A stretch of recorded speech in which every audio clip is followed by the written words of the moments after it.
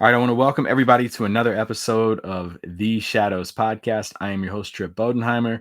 Hopefully, you're liking this new format that we've got. We've got YouTube videos available for you. Got some pretty good feedback from episode 1. So thank you to everyone who reached out and gave us that, as well as the new direction we've taken the podcast as we celebrate our 2nd anniversary of being around. So incredible lineup we got coming up for all of you as well.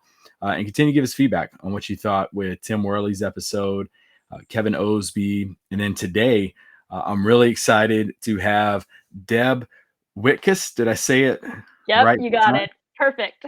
Okay. Well, I'm going to read off a little bit here. Just sit back for a little bit as I read off all of her accolades. She's a 2-time Emmy-winning supervising producer and sports journalist who's worked in the docu-reality and non-fictional program for over 2 decades. She's been part of ABC, CBS, Fox, MGM, CW, Universal. Basically, if you go through your directory of channels, she's pretty much had her hand in that. MTV Networks. She's also dealt with the USFL, 2022 NFL Draft, Super Bowls, the 2021 NFL season games for the Eagles, the Falcons, 2020 XFL for the LA Wildcats. And she's interviewed all kinds of people. I mean, Pete Rose, Rod Woodson, Terrell Davis. We got Ron Jaworski. So we got some Eagles, 76ers, Rick Mahorn. We're about 10 minutes into this episode. Just reading that. But welcome to the Shadows. Thank you for having me. I'm extremely excited to be here. Oh, yeah. This is going to be a fun episode. And we both have had extremely busy days leading up to this recording. So I usually feel bad if it's just me, but hers was even more. So before we get going, let our listeners know where you're located. I live in Los Angeles, but I'm actually in Philadelphia with my family at the moment. So I live by coastal. Now, in a remote world. Why limit yourself to one place, Exactly. And so how long are you going to be in Philly? I'm actually leaving tonight. I'm going up to Boston for a bit. My boyfriend's family's up there. His brother's having a huge fall party, so to celebrate the change of season, and heading back to LA. So I was gonna see if you were gonna knock out any Eagles games. You know what? The funny thing is, I actually went to one 2 weeks ago, and then I actually was going to go to this one, but I'm going to be in Boston. And then I'm going to the one in Arizona. So I'm doing Arizona Eagles in Arizona. And I started off telling you I'm a Cardinals fan. So. Right. I didn't even think about that. Yeah. It's a nice stadium. I love the stadium. It is nice. You know what? What's tough though is it's hard to hear. Yeah. Have you found that? It's really, I don't know why. It always hurts my ears every single time I leave that stadium. My ears are always hurting, and the announcer with the third down, it just gets to me. Yeah. But it's a gorgeous stadium. The giant toaster. Yeah, that's what. Yeah, I don't know. Chris Berman, I think, called it that. For some reason the Eagles tend to lose in Arizona. I'm okay with that. I mean, you would be. Well, I think they played them there in the NFC Championship game. Yep. When the Cardinals went to the one time we went to the Super Bowl. Yeah, it's a tough place for them to win, and I think it's got something to do with acoustics in that stadium. Well, it doesn't affect the Seahawks. I know that. Or the Rams. They seem to get wins there. But let's I'm gonna go ahead and jump into some of these fearful 5 questions that we're gonna put you through here. First, a book or podcast recommendation that you have for our listeners. Book or podcast? I'm like, I don't even know. My podcast? No. Well, let's talk about it. I've been on a couple, actually. I'm actually bringing back my podcast. It's called Touchdown Timeout. Going to be interviewing former, current pro football athletes and their families, their friends, their significant others. So that's going to be, getting that ready to come back. It's been a couple years. I originally started it during the pandemic, and then had to stop down just because of work, but bringing it back. So I've been doing a lot. You went an opposite route of most people. Most people started because of the pandemic. Right. Well, I did. I started because of the pandemic, and then I had to stop, and now I'm like, "All right, you know what? I miss this too much," and, Yeah. I'm bringing it back too. So, and then Okay. I'm also involved with a really cool you guys need to check it out. It's called Across the Pond Sports Network. Okay. Um, group in the UK. It's really, really unusual. They have a American co-host and then someone in the UK, thus across the pond. Yeah. So it's both kind of, both views. And there's several different podcasts from NFL to NBA to MLB, motorsports. So across the network, we have about 6 or 7 podcasts to listen to, and they're all super informative and super fun. Hmm. So Okay. everybody should check that out too. Yeah, we'll have the links for both of those over on our website. So if you head over to the shadowspodcast.com, head over to our resource recommendations link and you'll see those listed there as well. So yeah, definitely I'm all about some sports Yeah. podcasts. So And I also perfect. love the Velveteen Rabbit. It's my favorite book, and I was almost Velvet- too embarrassed to say that, but I love that book. Obviously, a children's book, but it's such a great story of, being loved and being a little worn out, and, Yeah. that's what life is all about is those experience and being loved, and, that's yeah, so that's my favorite book. So Okay. At first I was like Velveteen Rabbit podcast. That'll be interesting. right. Okay. So You okay. never know. So there we go. So we got a book and a podcast out of that. There we go. The time this episode drops, we're creeping up on Halloween. Favorite horror movie? I'm not a big horror person, I have to be honest. Well, folks, this has been a good episode of the Shadows. Sorry. I mean, you have to go with, Scream. Scream. I mean, because Okay. that the entire series is Scream's not just bad. great and Yeah. some great movies. All right. Better Uh, better yet. Let me rephrase it. Best memory from Halloween. Best memory from Halloween. When my friends and I dressed up like New Kids on the Block in Oh, 7th you're or aging 8th yourself grade. now. I know, sorry. I almost said strawberry shortcake when I was strawberry shortcake when I was 5 because she was my favorite and I wanted to be her so bad. But I'm gonna go with New Kids on the Block, and we dressed up and, brought our here we go again boom boxes out, Yeah.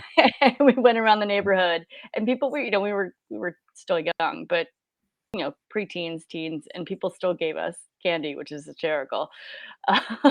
But, She had the we big weren't buttons, like little. the big New Kids buttons. Yeah, had it all.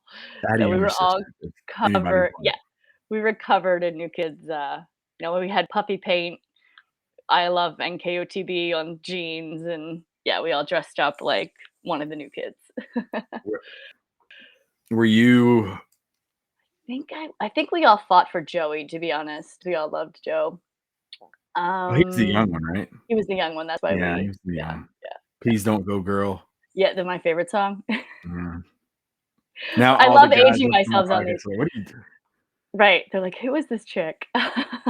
Well, even to me, I know the fact that I know that he's singing that one. So my dad came home and he was like, "Hey, I need you and your sister in the living room. I got good news." And Uh-huh. this will age myself. And we went into the living room and he's like, "We're going to the ACC tournament." And I'm like, "Yes, I'm excited." And then he's like, "And for you, we're going to the New Kids on the Block concert." And I was like, "Okay, it's cool. I'm going to ACC tournament." They're going to Right, me. right, No, no, no, no, no. She had to go with me to the ACC tournament, and I had to go with her and to you the had New to go Kids with on the her. Block. And I was so mad when we got there that I went into one of the little porta potties and just locked myself in there. No! Did you miss the concert completely? Well, no, I was only in there for like a couple minutes, and I was like, Oh, "My okay. protest is over with. I'm out." Um, Oh my god, and that's I so think there was funny. like Tiffany opened for him or something. Yep. Wow. Yeah, well, Yeah. originally wow, that's going way back, so that was when they Yeah, first started. So Tiffany originally was the main act, and they were the opening act, and then by like the in time all the malls. tour happened, it switched because they Yeah. became so popular. I think that was one of my first concerts was the Tiffany New Kids, Okay. um, concert, but I'll see how how this did you like it? Did you like it at least? no. No. I've already my male demographic is significantly dropping right now, so I'm just gonna Sorry, say guys. no. All right, let's go. Yeah, Move on. exactly. Exactly. And this started with a horror movie. It was If you could known. if you could follow someone around for a day, who would you follow around and why? You're gonna kill me again. Okay. Britney Spears. Which Britney though?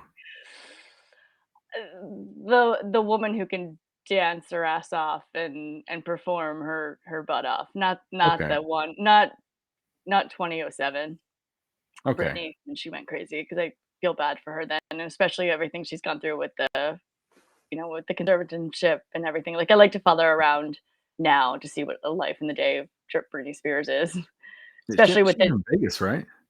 I mean, I think she's in LA, but she just came out with a new single with Elton John, and it hit Yep. number one Heard that. like the day that it went on the charts.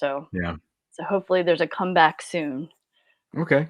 So Britney. Sorry, all the male listeners out there. Yeah, we're doing good. We got Velveteen Rabbit, New Kids on the Block, and Britney Spears. I mean, Yeah.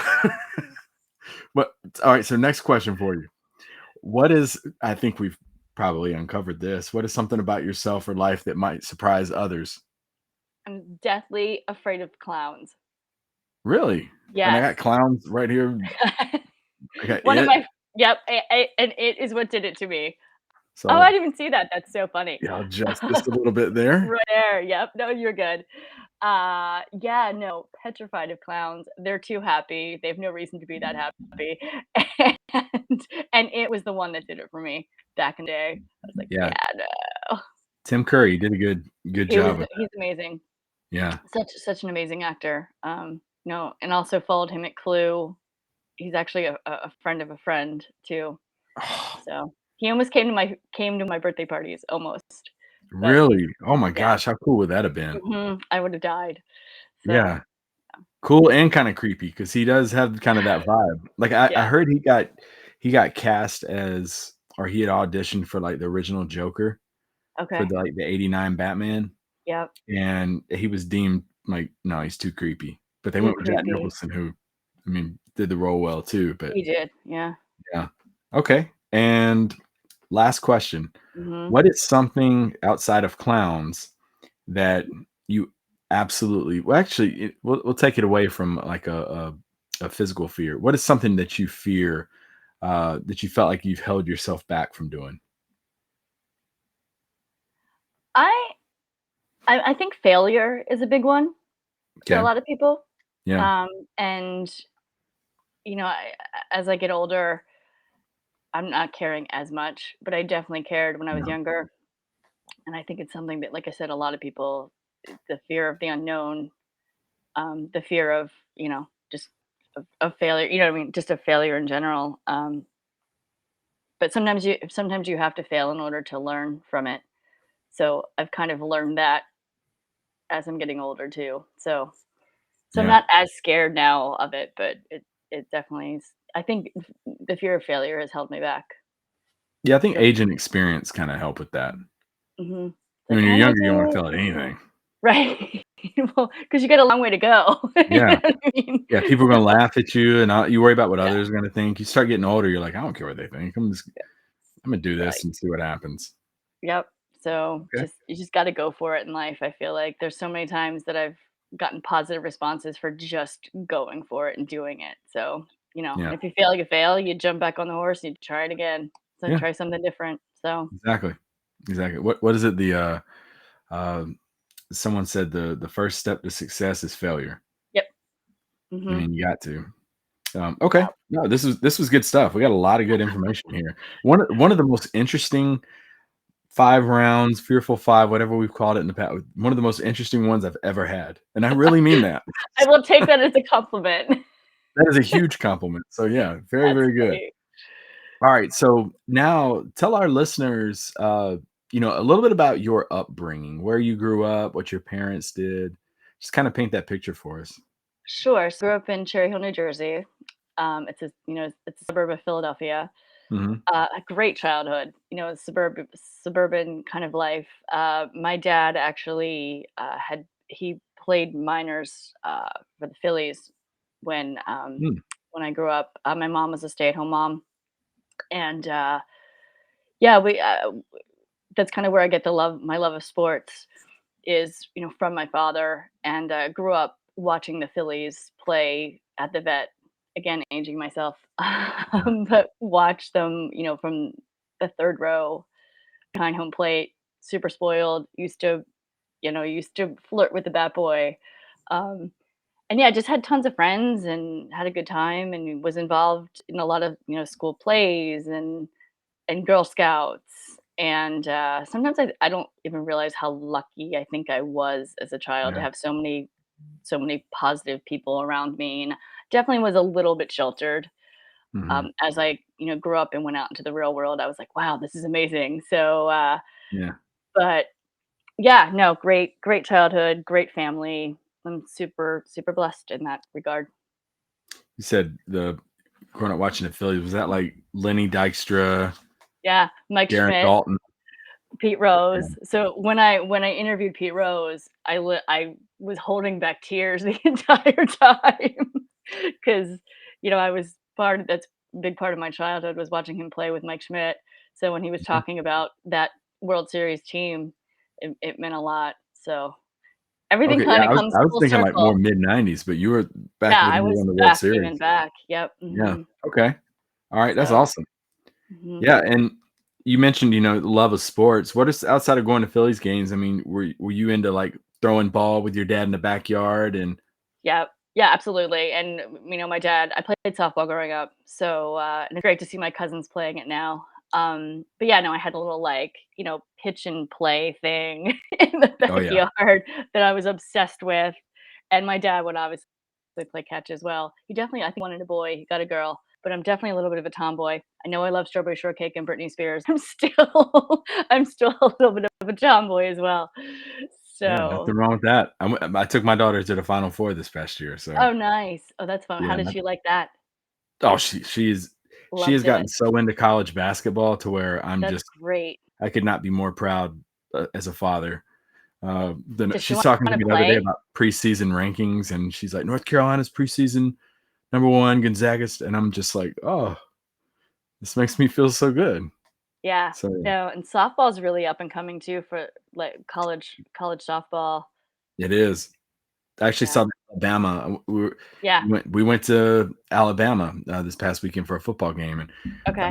in the middle of their, uh, Paul Bryant Museum, they actually have a piece right in the middle for the softball program now Yep. with all Yeah. their College World Series stuff, so really cool to see My that.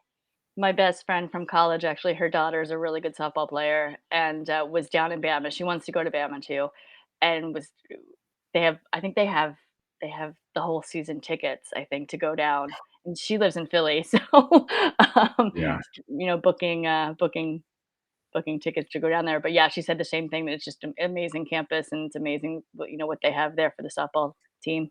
It is different watching a college football game in Tuscaloosa than it is Yeah. anywhere else, and I've Oh, been to a lot of different, stadiums, but that it's just the lights and everything they do, I mean, it's just completely different. What were some of your aspirations as a kid? um, I always wanted to be involved in entertainment. I was 5 and I told my mom to get me an agent. She didn't, thank God. It's called your guidance counselor. Right? Yeah. Her response was, my daughter's gonna be a kid, and whatever you wanna do when you're 18, you can do." And that's exactly what I did. So, and of course, she would put me in dance classes, and I was in all the choruses and the plays and everything, kind of breed being in entertainment. But Yeah, she would not. It just wasn't her thing to get an agent or to go that far. And she was like, "You're going to be a child, and then when you're old enough, you can do what you want to do." So yeah. that's what I did. So, And then so yeah, that was my aspirations. you graduate high school, and where'd you end up going to college at? I went to college at Elizabethtown College in Pennsylvania, which Okay. was a small liberal arts school with a great TV program. Yeah. So it was, about 2 hours outside of Philadelphia. So it was nice. It was close enough for me to, if I ever needed to go home, I could. Yeah. And then but it was still far enough away that I could have my own life, and they had a really great, TV program, still do, and also too, our theater program was really great too. Eric Severide was our theater professor who, was Eric Severide's one of the first analysts for a CBS, Mhm. reporters for CBS. It was his son. So he worked for MGM and a lot of Hollywood. He was the director of Dukes of Hazzard. So our theater program was really great too. Yeah, and you graduate there, and how did you, like, get your foot in the door after that? Like, what was, like, your first actually, what were some of the obstacles? Because 'Cause I'm sure it wasn't you graduate and then it's like, "Oh, welcome, we're hiring you here." What were some of the obstacles, and how did you get that first break? For sure. So, kind of an unusual story. I was on spring break, Okay, friends, and I was down in Jamaica. And at the time, MTV did a spring break show, and it was I like a remember week those. long, like craziness. And I, again, with the whole fear of failure thing, I was like, "This is my chance." And made sure I went up to the casting directors and auditioned to be on like every possible show. Yeah, And wound up being a dancer. I have a dance background, so I wound up being a dancer on the grind, and they used me there. And then the I haven't heard the show, grind in forever. yeah, right. I'm so old. Yeah. I'm so old. um, and then uh, yeah, Jerry was doing a show. It was a Jerry Springer Spring Broke. What would you do for Tux? And one of the girls had canceled or didn't show up or something. So they were like, Deb, what can you do? So I was like, I don't know. I'm a cheerleader. I could do a split on two guys' shoulders or some type of stunt, and someone can limbo underneath me. I don't know. Whatever. I was how old was I? 22. You know what I Yeah, mean? it's So 20 bucks, that's a big deal. like for 20, but yeah, I mean, Yeah, so they were like, that's perfect. Let's do it. So we did that little stunt, and Jerry was like, "Oh, you're great." And then I asked if I could talk to Jerry after the show, and he told me yes, but then security wouldn't let me go backstage after. I mean, I'm like this 22-year-old kid going mhm, wanting to see Jerry Springer, like whatever. So I get it. So later that night, it was our last night, and it was the last night on spring break, and I didn't want to go out. My best friend was like, "You were going out," and I was like, "I just want to read my Shakespeare." Like, on spring break. yeah, I was like, I was so tired of partying, but I went out, and thank God I did, because Jerry was there at the bar, and Steve, his bouncer, who now has his own show as well, were there, and he recognized me from the show and was like, "Oh, you did such a great job today," and I was like, "Thank you." And then I was like, "Look, I'm actually graduating in a couple months. I'm a TV major. I love your show." My father actually was his number one. He loved Jerry, like he loved the show. It was his number one favorite show, and I'd love to work for the show. Are there any opportunities? And he was like, "Absolutely." He's like, "There's a woman named Rhonda Funk. She runs our internship program at the show. Tell her that I sent you, and reach out to her when you get back, to school." So that's exactly what I did. I like went to my Yeah, library because God, internet was like barely anything yeah, then. And so found who Rhonda Funk was, sent her my materials, like my resume and like a little video thing, and everything was pink. And she called me and she was like, "Look, if you have enough guts to go up to Jerry Springer on spring break and ask for a job, you have enough guts to work here. I've got yeah, one internship position available. If you want it, it's yours." So I was like, "Okay." And then I'm like, mhm, I actually missed my I didn't miss my graduation. I graduated, but then I missed all my parties. And I was like, "Oh my god, what am I gonna do?" Like, I've never been to Chicago. Like, I'm from South Jersey. You know what I mean? right. Went to school in Pennsylvania, like, that's a huge thing. So my aunt went out and we found a place, like a furnished place, and my dad had given me money as a graduation present for my rent, and And you I had $20. I have 20 bucks from doing the spring broke, which, to be honest, I still have it. I still have it in my childhood Really? house, and I have it in a box, and I have to frame it. So, Yeah, my office, but, yeah, I mean, it was tough, I have to be honest, leaving family and, going how many miles was that, you know? But, like, I remember the day I remember getting on the plane and then, like, me being in Chicago, and I didn't know anybody in Chicago. mhm, Like, I had met Jerry Springer once, you know what I mean? But, And I remember sitting in my little tiny furnished apartment and like praying that like my college roommates were going to walk in the door. Of course, they weren't Yeah. because they were in Pennsylvania. But it was hard. It was tough. But I got through it. Within a week or two, I got there and then started the internship and started to make friends from the internship, who I'm still kind of friends with to this day. And Mhm. then everything just kind of happened from there. What exactly did you do on the Jerry Springer Show?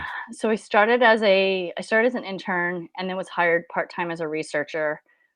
I think I made $200 a week the very first, and Wow. obviously had to work. I worked 3 jobs. I would go from Yeah. Jerry Springer to hostessing at Houlihan's, which is a restaurant in Chicago, and then worked at a nightclub. So I worked 3 jobs in order to stay Wow. in Chicago. And then Wow. and then I got hired full time as a production assistant and then an associate producer and kind of went back and forth between associate producer and production assistant. And then finally I was hired as a producer. And I produced probably for about a year before I left and Hmm. decided to move to LA. Yeah. What made you decide to make that change? To LA? Mhm. You know what? I had been at at the Jerry Springer show for 3 years and it had just kind of run its course. I'm still actually I just was talking to one of the producers this morning, um, who we were friends from back then, and it just kind of ran its course. I wanted to do some other stuff. I want to see what else was out there, Yeah. and my friends, I called my friends who were moving to LA from the show, and they were like, "What are you gonna do?" And it was either I moved to New York or I moved to LA, and I was like, "Ah, you know what? New York will always be there." My family's, in New Jersey, so let me Yeah. try LA. If it works, great. If it doesn't, I can always go back home. So, and Yeah. I've been in LA now for a long time. Wow. And back Well, and I'm home now too. So I'm sitting sitting in my boyfriend's house right now and I yeah. was just in my family's house and so it's really nice to be able to go back and forth. I bet. I Yeah. bet. How easy of an adjustment or hard of an adjustment was it when you got to LA? I love LA. I loved LA the second I stepped foot LA in. is This nice. Yeah, just there's something about the sun and the palm trees. If you kind of almost feel like you're on vacation all of the time. It was tough though. LA is a tough town. Uh, I have friends wise, people can be fake. Um, I've been really lucky. I have surrounded myself with really great people, but it took a while to find those peeps. You know what I mean? Like Yeah. it's tough. That city can eat you alive, and it It's probably has a lot of for coming and going too. yeah, yeah. It's like and right, and it's a lot of transient because people can't make it. Like everyone comes out to be an actor or a model, and everybody winds up waiting tables, which there's nothing wrong with that. Um, I did it. Like I was a Same here. bartender. I still will bartend if I need to today. Yeah. So you do what you need to do. But it's definitely a tough town, and you need to really love what you do in order to stay there. Even Yeah. now, I jump projects. Like I've worked on 30 to 40 projects, TV shows now, and I literally like one is wrapping up in a couple weeks, well, like next week actually, and I'm Mhm. I'm sending out resumes. I send out at least 5 to 6 a day. Like the hustle never ends Oh, I between bet. TV freelance work and then the sports work that I do. So it's not everyone thinks Hollywood and sports is all glamour and glitz. You guys see the Emmys and it's gorgeous and everyone's so pretty, but it's a lot of smoke and mirrors. So it's a Yeah. lot of heart too.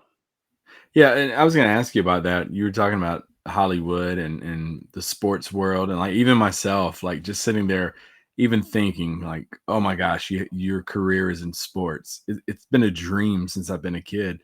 But you're talking about kind of that smoke and mirrors. What are some of the obstacles that you've had to overcome throughout your journey?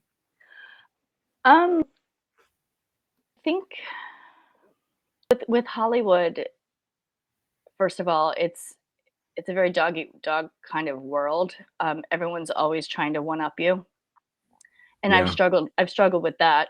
I've had friends that have not taken jobs, but literally like we both worked at the same show and had interviews at the same place for the next show, and she got done with her show first, and was able to get to the interview faster than me.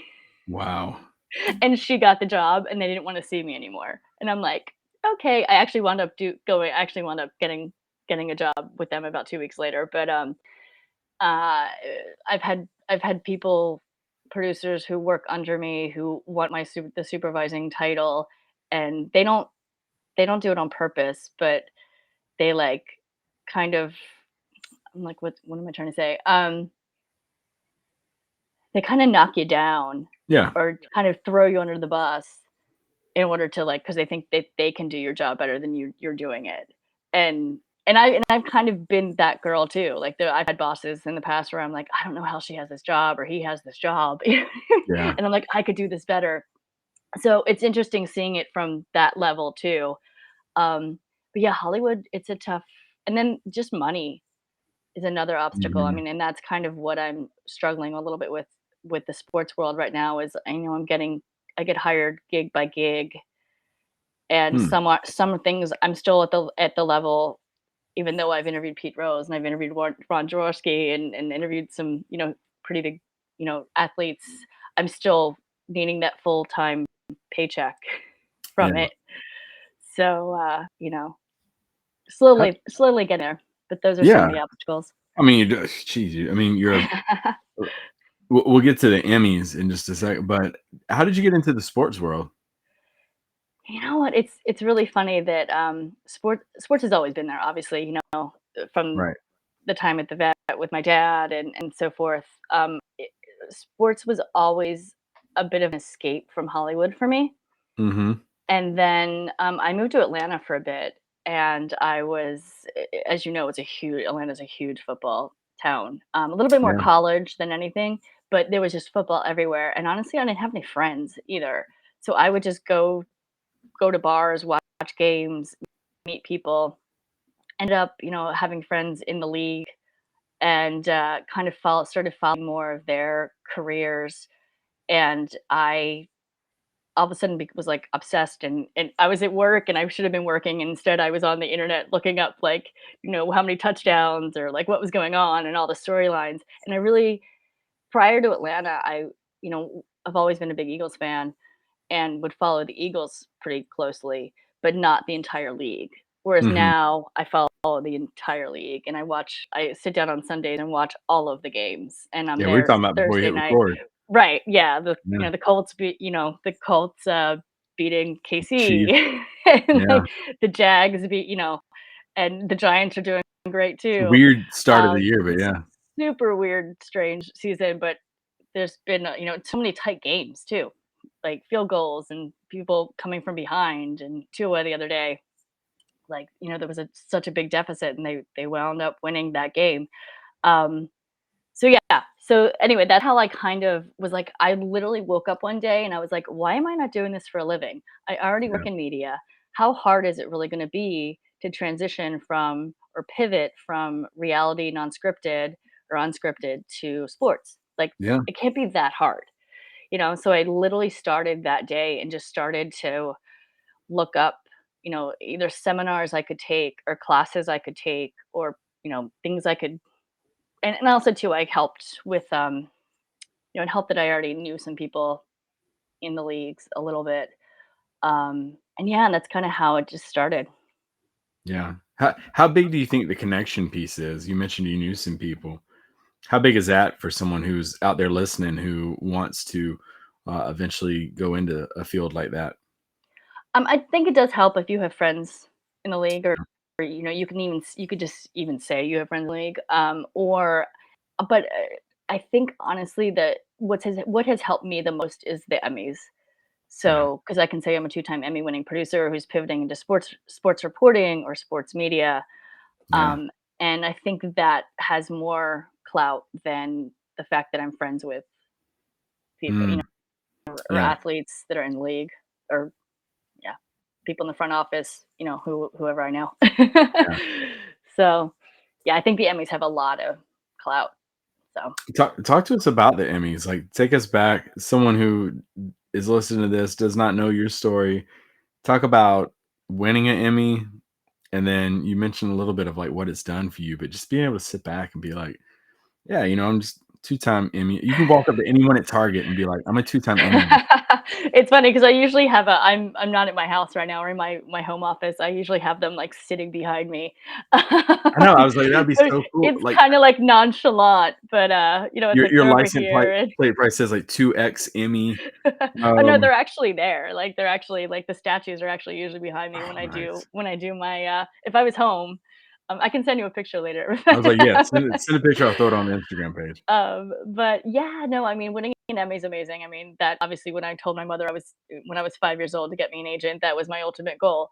Yeah. And it uh it was very surreal. The first one I won was for Lucky Dog on CBS, Mm, and it was Brandon McMillan was the host, and it's a dog show, a dog rescue show. And I also do a lot of rescue work, so that show is near and dear to my heart. I do a lot of like some dog rescue, but mostly cat rescue in LA. So yeah, I'm always with the pets. mhm. so, but no, that we were up against Oprah for that Emmy, and to hear we had a great episode the year that we had submitted the year prior, and we thought that one was gonna win, and it didn't. We didn't get nominated, and then this year, the year that we won, it was, another great episode.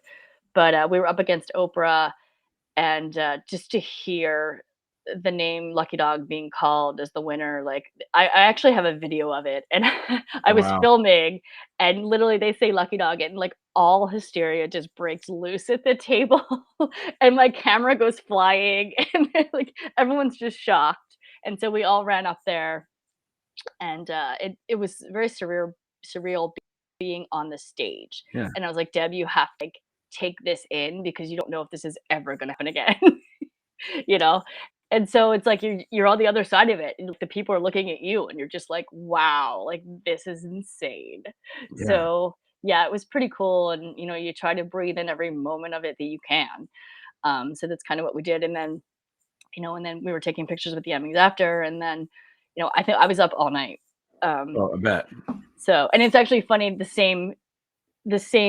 not the same week, but I was nominated that week, and I also got approved for a house the same week I was nominated for an Emmy, so I had, like, one of the best weeks of my life.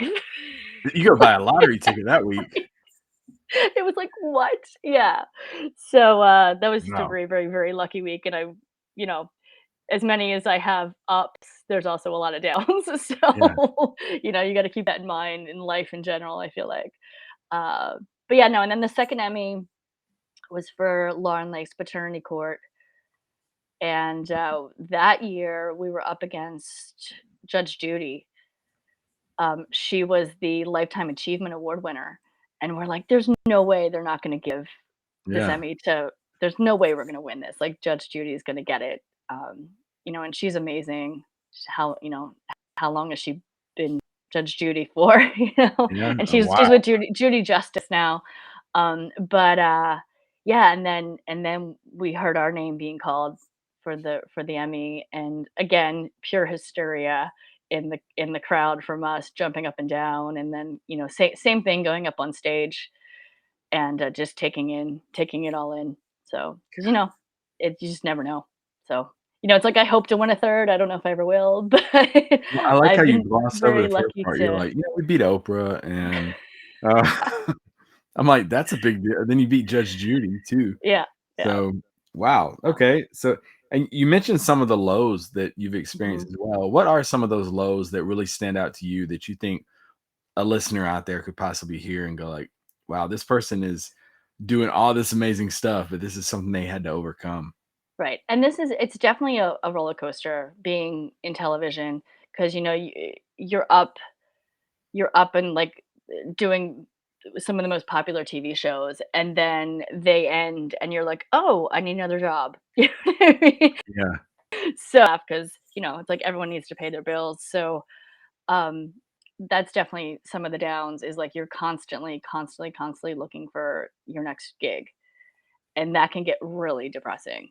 yeah, You're sitting at home, and you're just like, "Oh my god, I have to pay my mortgage, I have to eat, I have to" I have to so you kind of learn to save a little bit, but then what do you do when you can't save anymore? You know what I mean? Like that Yeah. savings does go. And I feel like even with COVID, I didn't work for 8 or 9 months with COVID because everything had shut down. So, that was tough too. It's like we didn't know what was, and obviously that was worldwide, and very scary time. Um, but no, like I said before, everyone kind of sees the glitz and glamour of Hollywood and not Mhm. realizing that there's definitely some low points. Some people don't work for a year. It's like I've been lucky. The longest I haven't worked is 3 months ever at a time. But even that, it's like you have to dip into your savings, and then what if you don't have savings, and or put it on credit cards, and so it's just it's definitely tough. And then also too with you work your butt off.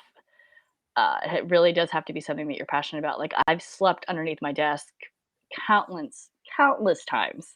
Yeah. So you don't hear about that, at the Is that what you're Emmys. talking about, Jerry Springer?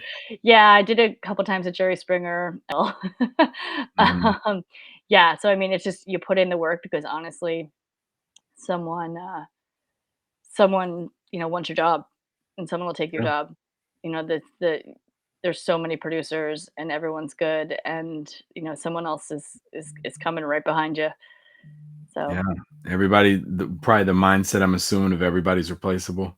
yeah, and it's Yeah. unfortunate. I've been bit by it a little bit lately too, a little bit more than I liked to Mm. be. But so that was a little downing as well. But there's definitely obstacles. So Yeah. it's not all the glitz and glamour that everybody thinks it is. And it's definitely not 9 to 5 either. I mean, Oh, like at yeah, I all. bet. I mean, it yeah, I mean I could, I one time I was, you'd be up at 6 a.m., you leave your house at 5 a.m., 6 a.m. if you're to be on set at 8, and then you could work. There's no hours, you know what I mean? Like you could be working till 10 p.m. It's not depends if it's union or not. If it's union, then that's an issue and you get paid for it. But if Yeah. you're on like a reality show that's non-union, like no one cares. Yeah. So, yeah. Gosh, yeah, I think you're right. I think everybody sees, the posters and, the like you said, the glitz and the glamour, but they don't see like the hours and then Mhm, fingers crossed I get this next job. mhm. And the And amount of family birthdays I've missed or events I've missed because I had to work, you or go know? to an audition or something. Yeah, Yeah. and you don't get vacation, you don't even I'm lucky to get benefits Yeah, I was sometimes. gonna ask about the benefit piece. Yep, benefits are, like, far and few between, Yeah. with the shows, so you find your individual policy that you pay for, and it's usually not that Mhm. good. Yeah. So you're paying for your medications, but and every once in a while, there will be a show coming along that, does pay your benefits, and you're very, very thankful, for that. Usually a portion comes out of your paycheck, but it's better Yeah. than usually the actual policy's better. So, um, but yeah, like no vacation days, no sick day. Like, what's a sick day? I don't know. Mhm. Like, I guess legally they have to give them to you, but it's almost like you're scared to ask. Like, if you're sick, it's like, can I take a sick day? Like, obviously, it's not that bad. Like, you can take a sick day, but not necessarily looked Well, favorable. you hear it with athletes, a lot of athletes, I guess the old school mindset was Yep. tape it up, you know, stick that needle in there, get it, because if you're benched, the next person could step up. I mean, Yep. what was it? Drew Bledsoe and Tom Brady. Mhm. There we go. I mean, you got Mhm. something like that. You mentioned Well, COVID. Oh, go mhm. ahead. I'm sorry. No, I was gonna say even like Justin Herbert, I forget who he replaced, but who Yeah. the quarterback for the Chargers who got hurt in practice right before the game, pregame, hurt his Oh, ribs, and he was from Justin Oregon, Herbert wasn't he? what was it? Yeah, Wasn't he from Oregon? I'm not gonna remember his name. I can't I can either. I can look it up. But, uh but yeah, Justin just stepped in because he had to, and then he just took over, and now look, It wasn't you know Mariota, was it? no. Mm-mm. No. Let me look it up. I'm actually racing you now to see who. Was it Taylor, Tyrod? Tyrod Taylor. Yep. Yep. September 20th, 2020. Yeah. Mhm. Okay. Yeah, and yeah, after that, I mean, the rest is history It's from where we're at it recording this, but yeah. okay, and so you talked about COVID at the beginning of this, and you mentioned you had what was it? You said 3 months? So I was out of work for 8 months, 8 8 or months. Yeah, 9 okay. months, because I had been on a show in Atlanta, and it had wrapped, in December. So I Mhm. actually stayed in Atlanta a couple weeks just to see if I could get another gig in Atlanta, not and the phone wasn't ringing, so I came back to LA, and was looking for work. I covered the Super Bowl, just on a freelance basis, didn't get paid for it at that point, and then came back and was looking for actual work and in TV and was interviewing, and that's when COVID hit. So I had already been out of work a couple months, Yeah. and then when COVID hit, everything shut down. And I was lucky enough to get a phone call again. I was lucky enough to get a phone call from the doctors. Um, and they were filming in Connecticut and asked me if I would move to Connecticut for the 9-month contract, and I was like, "Absolutely," because first of all, Yeah. I love the doctors, I'd worked with them on and off for years, and, uh, and I was like, "Oh, Connecticut, okay." So, Well, I got pricey it. though, wasn't it? It was, actually, yeah, Yeah. and I had to pay, for my place in LA and pay for the furnished apartment that I was renting in Connecticut as well. Yeah. So, but I had to get a paycheck. So Yeah. I did love the work I did on the doctors, so it was fine. But yeah, Well, that's another sacrifice I had to make. It's like I had to pay, you know what I mean? I had yeah. to pay both rent and mortgage and leave. Like I didn't want to leave LA. I had just gotten there. Yeah. So What's the biggest thing you learned about yourself during all that those quiet moments and just sitting around? Everybody's searching on their phones, trying to find new hobbies and new things to do. So, what was the biggest thing you learned about yourself during COVID? I think that I'm more resilient than I ever thought I'd be. Hmm. There was some dark times, uh, and you yourself out of them. Yeah. Um, and yeah, like I think, and I also, like I said, I started the podcast that I'm about to bring back. So that was the thing that I was proud of myself that I did that, and it was, of a Yeah. suggestion from friends. Because what had happened was I was actually covering the XFL. I was covering the Wildcats, and I'm like, my career's made. Like I'm covering the Wildcats, I'm covering XFL. Like this is XFL is amazing. gonna be around forever. You know? And then week 5, everything just shut down, and I cried for 2 weeks, and a friend of mine called me, and she's like, "Why don't you just do your own podcast? Like, you use your friends and start there." And I was like, "Oh Yeah. my god, you're brilliant." And so I started that, and then, had several shows, and then, like I said, had to stop it because of, I got really busy with the doctors and the move and everything, and then now, years later, I'm like, "I have to bring this back because I just miss it." Yeah. So I think it taught that time taught us to be creative and taught us that not anything can happen at any point. Obviously, Yeah. nothing is set in stone, and just I think I taught myself to be a little bit more go with the flow, and to enjoy life a little bit more because Yeah. you just never know. And it's kind of when I was like, all right, you know what? If I can work remotely, I want to go back east. I want to be with my family more.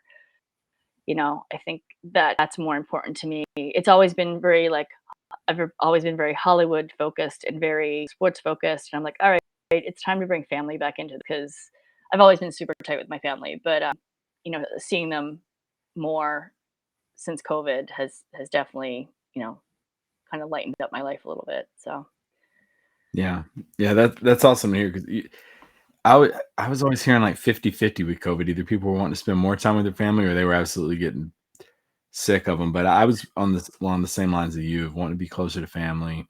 Was able to start a podcast during COVID. So there was a lot of, silver lining if people took advantage of some of yeah. those opportunities. And so tell us a little bit. You mentioned it earlier, but tell us a little bit about the podcast. Tell us where they can find it, and where do you see it going now with the relaunch? So you can catch it. I'm gonna start doing it on my IG. Mm, Just IG, YouTube. Um, So my IG is at Sport Report Deb, Yep. and my YouTube channel is Deb Whitcas. The name of the podcast is Touchdown Timeout. I'm actually talking with the Believe Network, possibly about maybe putting it on there. We'll see. Wow. But so yeah, they had reached out, so I'm waiting on kind of hearing from them. So I'm not exactly sure where it's exactly going to go, but it's definitely going to be in my IG. Right now, I'm doing just a top 5 takeaway every week of the NFL season right now, just as kind of Mm, like a launch, just to get touchdown timeout on people's I minds saw right that. now. You Yeah. did one. You've been doing them this year. Yeah. I started them on week 1. I Yep. actually recorded one yesterday, so that'll be going up probably tonight. And just kind of, the top 5 takeaways of the week and what happened or who was MVP or some, which teams did the best or the worst or Yeah. so it'll be a little different every week. And yeah, so then I'm planning on adding to that to do the interview show as well. Okay. Yeah. Who are some of your first guests you're looking at having? You know what? I really want to get Brandon Graham and his dad on first. Mm, So I will see both of them in Arizona. So that's going nice. to be the big question. Yeah. That's going to be the ask. We'll see if they do it. It's always So. tough to reach out to people and that, especially when you see them in person and you're like, I don't want to come off like I'm selling this, but would you like to do this? Well, and I met Brennan's dad, at Super Bowl Eagles Patriots Super Bowl when they won years Yeah. ago. So, and we've kept in touch over the years. And he actually brought me. I watched one of the playoff games actually in the family suite, which was amazing. And I actually did a little interview with him in the suite. So I've interviewed his dad before. I've never interviewed Brandon, but Brandon's great, and he does a ton of interviews. So I'm hoping he'll say yes when I ask. Yeah. Yeah. That would be super cool. And I want to do them together because I want to hear like childhood stories The ones and you can't run from, where if yeah, you were to right, ask him, he's like, nothing. And then his dad's like, no, he liked New Kids on the Block. right, right. That's what I'm saying. Like Yeah. stuff like that. I kind of want to have touchdown timeout kind of be like I'm the reporter who gets the story between the X's and O's. So sure, Mm, I can talk what's going on in the field, but I think I like to dive a little bit deeper and really know what makes these athletes tick, like what their true passions are, what they were like as a yeah. child, what makes them get up every day and do what they do. Yeah. Charity work, like what they, their kids, like we'll see, you know what I mean? Like just something different that's like it's not all about what happens on the field because we have Behind the face mask. so Yeah. much. Yeah, we have so much of that. I feel like that I want to know the guys out of uniform. So, Yeah. and the women out of uniform as well. Well, speaking of which, doing amazing things. Talk to us about the pet rescue that you were mentioning, Eric. I'm huge dog person. Yay. Yeah. Um, our house, it is the dogs, and then it is Becton, and then it is either me or my wife, just depending on which one you ask. But Yeah. yeah, tell us a little bit about that. So I've always been a big dog, cat, bird person, any animal. My nickname growing up was Debbie Doolittle. And so if I'm in a party and there's animals, you better believe I'm with the animal. Yep. So yeah, no, I just always felt like rescue is something I've always been really passionate about. I watched my dad would rescue bunnies. We had a bunny that we rescued one time, and one time we had a whole thing of fish that got poured out at a carnival, and I picked up the fish, and my dad took care of them. So like I don't know, but yeah, I'm involved with Camp Cocker, which is a Cocker Spaniel rescue in LA. Mm, I had a Cocker Spaniel. I've been obsessed with Cocker Spaniel since I was 5 as well. My Cocker unfortunately passed about 2 years ago, mm. just from old age. He was 17, best dog ever. It's a good Um, good life. such a great dog, and that actually happened during COVID as well. But so I was glad I was actually home to take care of him in his Yeah. last couple months. But so yeah, I do some work with them, and I also do some work with the kittens and cats, and that's with the Beach City Kitties in Venice Beach, and then Cats at the Studios in Woodland Hills, all in the LA area. So I foster the kittens and make sure they find good homes and do the adoption events and fulfilling. I love it. So Yeah. No, that sounds awesome. Yeah. yeah. Um, It's everyone's like, "Is it hard? Is it hard to give them up?" And I'm like, "Of course." But then when you see a child or even an adult getting their first kitten or getting, a cat now that Yeah. theirs had passed away and they're excited to get another one. Like the look on people's faces, you're like, okay, this is why I do this. To see that smile. And it's like I can't keep all the pets. Like I would love to, I can't. I can't afford it, I can't. But like, I have two cats of my own. I'll be getting another dog. But any pet that I can help save is one more pet that has a great life and gives a Yeah. person a great life. And so I do what I can. I couldn't imagine not coming home to our Right? dog, Yeah. and yeah, I could not imagine it. I mean, even today when, I was coordinating with you about, "Hey, I'm heading back. I'm gonna be there," and just right when I walked in, we have a little Lhasa, Bailey, or, Love it.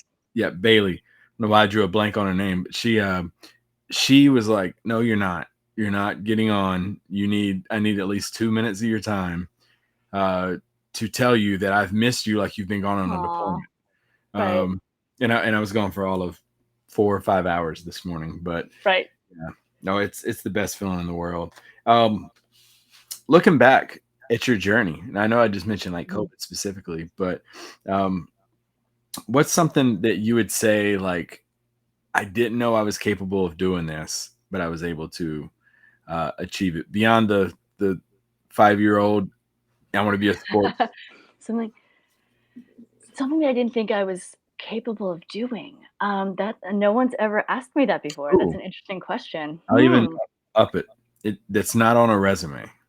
Right, I knew you were gonna go there. I had that feeling. I don't wow, look at you. I don't know. I set my expectations really big. You know what? Honestly, just in general, like believe in myself. Like I grew Yeah, up just having some self-esteem issues, and I'm actually shy. really. Yes, I'm deathly shy. Yeah, I wouldn't have guessed that. Everyone looks at me and goes, "Really, Deb? Really?" Yeah, But no, I am. I'm an only child that used to hide behind her mother's legs when people came up to talk to me. In college, I didn't want to call the pizza guy because I was embarrassed. Uh, really. it's crazy that I'm now a sports reporter and a Yeah, it's like you hold a Emmy-winning TV mic. producer. I had to actually yeah, I had to just get over it, and, like, I knew what I wanted to do, and I had to get over that fear, Yeah, and it sneaks in every once in a while, but not as much anymore, but yeah. I but yeah, we teach a lot of public speaking at the course that I'm in, and not easy.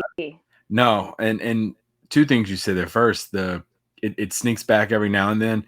I learned that if I go a while without speaking in front of a large group, Mhm. it takes me a while to get warmed up. Like, I have to Yep, get up there, and I have the nerves, and I'm anxious leading up to it, but then once you get going, you're fine. yep, But also, there's no cooler feeling in the world than seeing someone who, is that person hiding behind mom's leg and yep. cannot speak, and then by the time they finish the course, it's like, "You're a whole new person. Whole Who new person. who is this?" Yeah, it's something that everybody can master. It's just something Yep, that you really have to work at it, and just as with anything else. So, I think yep. that's really good, advice there from you. Okay, and then ultimately, what do you want your legacy to be when people talk about you 50 years from now? I want it all. Other No. than you earning $50 on MTV Spring Break. Right? I mean, obviously, I wanna get to the level of Erin Andrews, Pamela Oliver as far as sports Yeah, reporting. That's my goal. And obviously, there's only, one of those ladies, and I'll be my own version. yeah, Uh, so that's my goal there. Also, executive producing, um, television, any of that, any type of entertainment. That's kind of what I want my legacy to be. And also family, I think is super important. Like I want to be, a good person. Good person when someone says my name. Just to say, I'll say this. There's some executive producers in the industry that people are like they say, you say their name and kind of there's a negative connotation to their oh, yeah, name. And I always said, that's like not what I wanted. And I was like, it's probably those people probably got there easier, but I was like, I'm gonna get there. But my goal is when someone says my name, there's something positive that comes from that name, you know? Mm-hmm. And like I don't, I want to be known as like the good producer, the good sports reporter, and not like, you know, not the bitch. You know what I mean? Yeah. Like Do you know so Deb? Uh, yeah, yeah, I know her. That right, hesitation. exactly. That hesitation. Like that was my always my goal is like I want to be known as good, but also a nice person, Yeah. you know. And I would love to be a mom. Like I would be like a good mom if that happens at some point. Through my own adoption, whatever. That's something that is a goal of mine as well. And then, yeah, just I think being a good person, being a good friend, being a good family member, and having a good reputation at your workplace. I don't know, just being a good person. Yeah. That's how I want to be known. At the top of this, you mentioned your dad was in the minors with Hmm. the Phillies. And how was he when he found out you got into sports broadcasting? So he actually passed. He passed 7 years ago now. So Oh, I'm he sorry. Yeah, it's okay. So he doesn't like I know he knows because he's Yeah. watching, but like, yeah, he doesn't he wasn't here to see. Like I was just doing regular reality TV Yeah. when he passed. So I was actually working at House Hunters when he had passed away. Like it'll be 7 years now. Wow. But yeah, Yeah. so and that's What do you honestly think he part of would the say? reason why I do. I think it's part of the reason why I do sports now too. Yeah. So I was like, what it's do you think he would say knowing you're doing all this? He's probably stoked by it, he'd right? be super excited. Yeah, Yeah. for sure. So Yeah. No, that's awesome. Yeah, my father passed away when I was 11 years old. okay, Uh, I'm sorry. so yeah, I know what you've gone through, but not to Yeah. the So extent my that you. my mom was 16 when I passed. I'm sorry. I was 16 when my mom passed. So I Oh, can wow. relate to losing a parent young as Yeah. well. And then my Yeah. dad passed like 7 years ago. So yeah, I'm it's sorry a to hear tough that. tough road, Yeah. but you move forward. Well, it makes you stronger. It It does. does. It definitely Yeah. makes you, and like you said, now you've carved out this path with sports that Mhm. he was definitely instrumental in planting that seed. We talked about this the other day with some people. I said, great leaders oftentimes we want it to be instant. We want it to be like, yeah, I'm a great leader and it's right now, but great leaders are doing things that, my dad did for me and your dad did for you, where they plant the seeds, but they're not Mhm. necessarily there to see the tree grow all the way. Yep. And so that's awesome that you went that path and how instrumental he was in it. What final comments do you have for the Shadows listeners? I'm just I Other than go feel subscribe to your podcast. right. Yeah. Like, that's what Report Deb. No, joking. Um, I feel like guys, like life is such a roller coaster, and there's highs and there's lows, and you just have to stay on the ride throughout it. Yeah. And know the highs are coming, know the lows are coming. You can try to be ready for them. You never are, let's be honest. Yeah. But you can try to be. But I feel like life is beautiful, and if you, as long as you can ride those highs and wait out the lows, like you're good to go. you Yeah. know that's Awesome. my advice. Yeah, no, I appreciate it. And I appreciate you taking time to do For this. sure. All the links to the podcast, Instagram page, everything we're going to have here in the episode description. If you head over to the resource recommendations, we'll have that along with Velveteen Rabbit listed Yes. under on the website. So I can't wait for someone to just start scrolling through trying to find that resource recommendation. And they're like, Velveteen that was Rabbit. familiar to me. So thank you so much for doing this. I appreciate it. I'm Absolutely. definitely going to continue checking out your top 5 things in the Thank podcast. you. Folks, we'll see you next week on another episode of the Shadows Podcast. Bye, guys.